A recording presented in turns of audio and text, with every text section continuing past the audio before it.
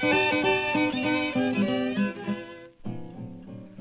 in Norwich, vintage clothing has become increasingly popular, despite being several times more expensive than the nearest competitors.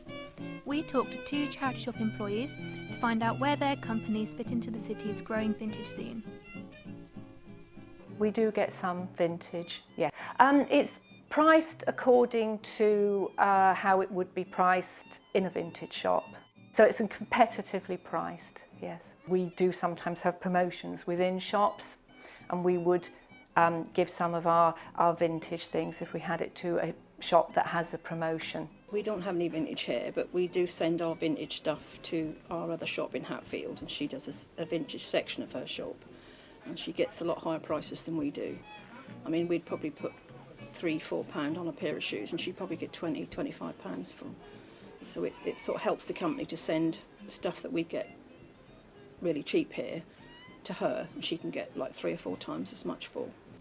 While charity shops pride themselves for selling at reasonable prices, dedicated vintage shops are still able to draw in customers despite their higher prices.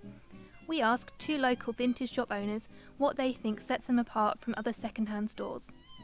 I suppose with a vintage shop, we've kind of done the hard work for you. We've collected it all, we've made sure it's in good condition, we've checked the seams, the zips, the buttons. You know, you don't always get that in a charity shop. But then charity shops are great because you can get a bargain, and you know, sometimes if you are prepared to just fix it yourself, you don't mind because you're not paying as much. You know that if you go to a vintage shop, you're going to get something that you aren't going to get on the high streets. You know, you're not going to go somewhere and see someone wearing the same thing.